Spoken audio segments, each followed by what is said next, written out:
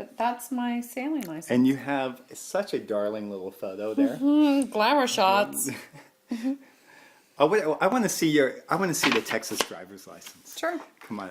Everyone's Texas driver's license sucks. So I want to see how you've managed to pull this one off. Easy. No, I don't see it. You're gonna. Don't worry.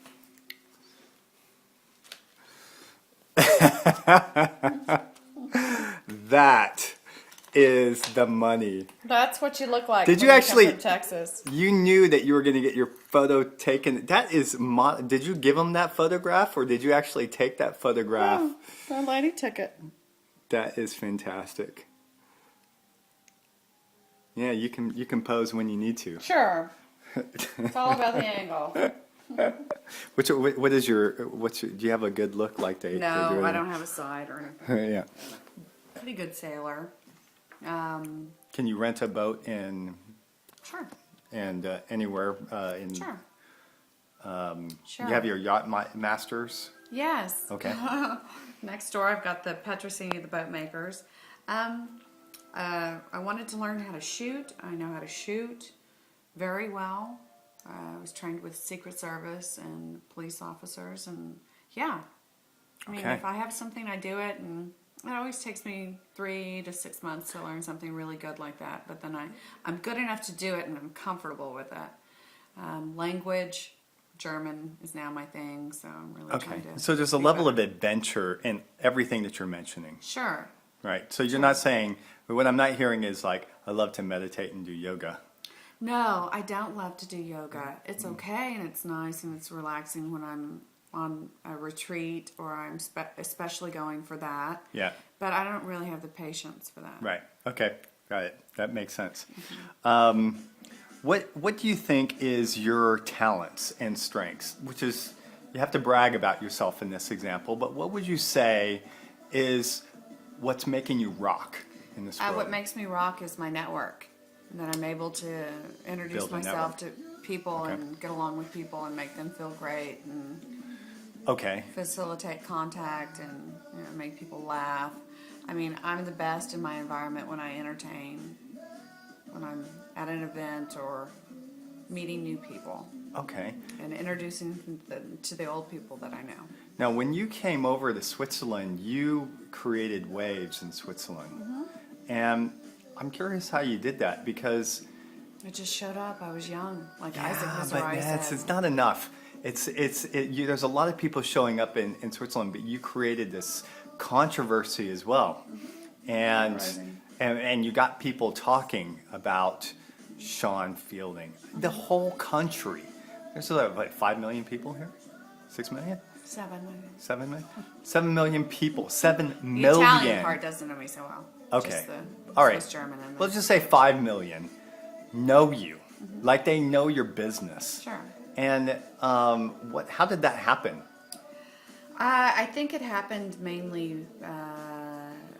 Tom immediately announced when he was Undersecretary of Finance for the state. He announced that he was dating Miss Texas. And so that created a lot of interest. I didn't come out and say anything. I didn't promote myself. I just showed up and, I mean, I do like to dress nice. I do like to put on makeup, and I do like to tint my hair. So maybe that was also, I do like to wear false eyelashes from time to time. So maybe that drew extra attention, and then I am kind of a very liberal, not so much as a feminist, but in a way I am. So the things that I say are very witty and very direct and sometimes biting and condescending. Very unswiss. Yeah. Yeah. So I think privately people champion that type of behavior, although they don't have the courage to do it themselves because they know how ostracizing they could be or ostracized from society, and they know that it's not in the Swiss norm to behave that way, but somehow I get a free pass because I'm from Texas. Okay. So they wish they could have that free pass, too. All right, let's go down the condescending route a little bit.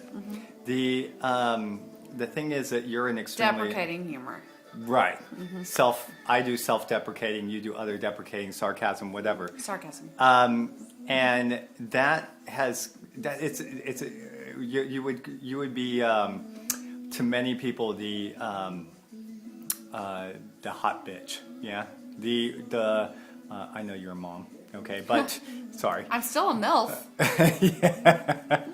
And so how does one, when did you adopt the hot bitch attitude? Was it when you were growing up? Was it going through that all black school, or was it the? I think it was before. I was in junior high.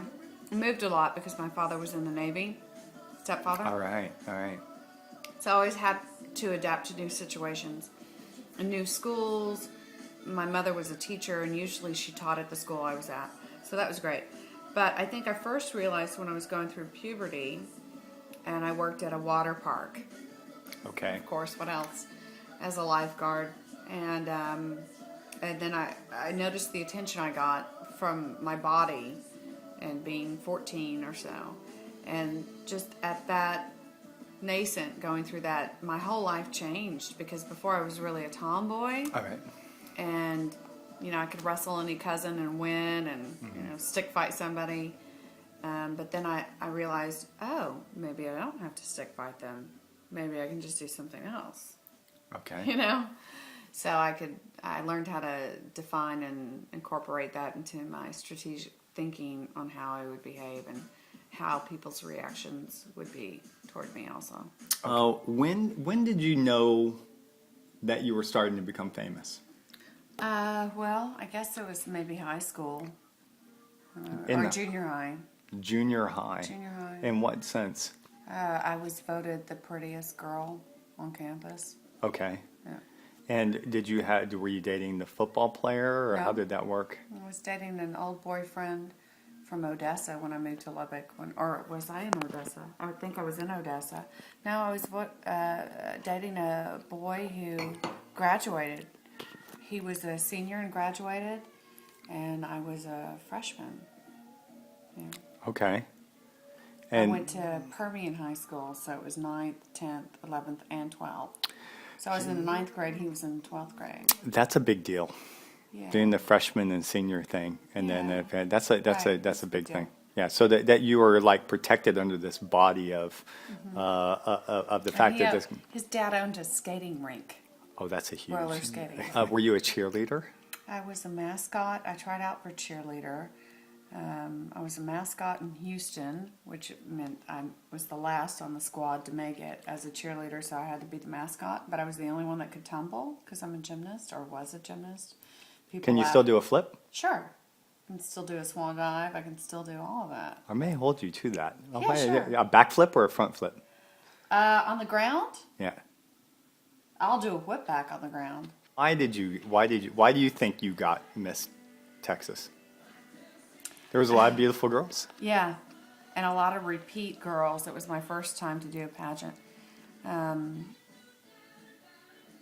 Listen, I think I got it because I had good bullshit, and I performed under pressure, and Did you train for that? yeah. Oh, yeah. How does one train? What did you train? You have to go to an interview coach. I did the Dale Carnegie public speaking course, all that stuff. Wow. Your brother trained you. Yeah, you can't imagine. Why? My brother used to work for Bob Mackey, the costume designer for Cher. Okay. So, hair, makeup. I mean, you go to all these guys, and they get it down for you. Yeah, you've got makeup down to a T. I have makeup down. Yeah. I mean, you look makeup down. absolutely amazing when you put even half effort into it. So, Thank you. hey, did you have makeup artists teach you that, or Sure. One of my best friends was Susan Posnick, who has her own line of cosmetics, and one of my best friends here is Diane Brill, who has her own line of cosmetics. So there's nothing I stop learning. I mean, Diane is hilarious. She has me putting concealer here on my temples, and I'm like, "What do you mean? What?" She's like, "Just watch this, how it changes." I'm like, oh, "Okay, thanks." No, but I get a lot of good tips from a lot of gracious ladies and you old have drag queens. What have you done cosmetically? We have the lips. Lips I started doing maybe when I was 20-something. Yeah, but did you ever Slowly. Botox? No Botox. Okay. Always, I don't know what they put in there anymore, but sometimes I put it in to curl the edges up, and then I built up my entire top lip. You built up your top lip. Yeah, How with scar tissue. What? Yeah, you inject it so many times that it builds up scar tissue. Are you telling me that your top lip is not your top lip? That No, looks like a it was normal a top. line. I think I have a funny picture. There's a funny picture. Where's the many? Hi. How are you? Where are you? I thought it was tomorrow. Don't tell me that. Where are you guys? I'm sorry, Orsi. I thought it was tomorrow. I'm in bed.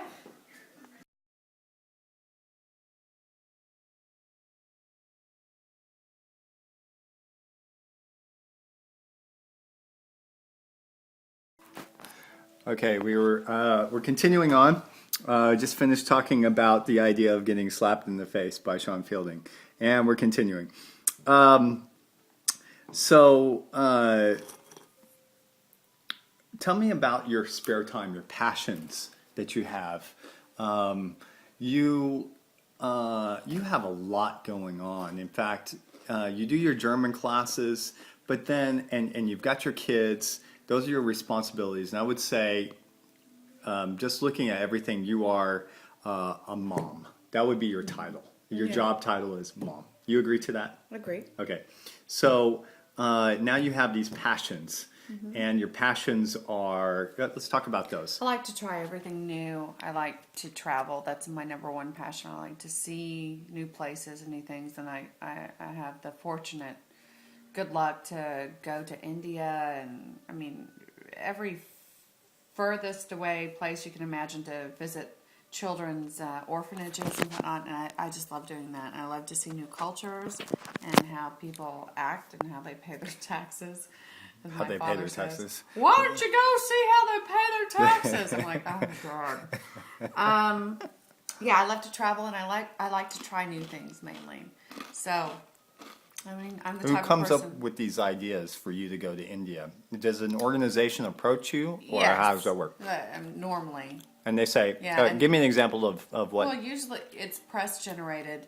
If it's Gala or Bunta magazine, they donate money to the charity, and then they have me go along for the story and the cover or the whatever the inside is. If you could change one thing about yourself, what would it be? My height. Okay, you're not struggling with your height. Are you really struggling? No. Yeah? No. I'm 41. I'm over it. But if I could change one thing about myself, it would be my height. Okay. How is that creating a struggle for you? It's not. Okay. What's your struggle? What's the thing that you would change? Like, would just change what's my the height. what's the theme that you're the theme that's going on right now? You're just going, God, no, not that lesson again, not that boot in the head. Yeah, I mean, maybe I have something to learn, and I'm learning it. But I mean, I have fantastic children. I have fantastic friends, a fantastic lover. Yeah. Okay. So, I mean, I know it's all going to fall in line. I keep doing what I do because no reason to change. Just be yourself. Okay. All Seems right. to work. All right. What goals, dreams do you feel most passionate about? Well, raising my children to be healthy and happy. Also giving back to the community where I live. And sometimes it's worldwide, but I mean, I recycle. I do a lot for, I'm an ambassador for AIDS Hilfe Schweiz, which is a governmental organization, ambassador for SOS Kinderdorf, president of Kids with Cause. I mean, for me, I get a big kick out of also giving back because I'm a really lucky, fortunate person with everything that's happened in my life. And there's no reason not to just stand up. I mean, I have to say, gay men also made me the woman that I am. What? Gay men also made me the woman that I am. How was that? Oh, through all the training with the pageants, and that's how I got involved in AIDS maybe 20 years ago. Okay. So So give me a break. you still have a lot of gay friends. Oh, then, sure. Yeah. When you go back to Dallas. Absolutely. Are they queens? Because you don't Total see queens. You don't see queens in Total Switzerland. queens. Where are they? I know them. I know Yeah? the queens in Switzerland. That I have not met any since I I've know been some. over. Okay. I know a few. Yeah, and my brother's gay, and yeah. So. Okay. All right. So to sum it up, you're passionate about the causes, family, Yeah. seeing that your kids grow up. Yeah, I want to set a good example for my kids, and I want my kids to also give back to the community in which they live and take from. And I mean, the best way to show them how to do that is to do it myself. Mm-hmm. So I want them to be good people. They don't always have to be good, but they have to be primarily good. Chaotically good. Chaotically good. They have to have good intentions. Okay.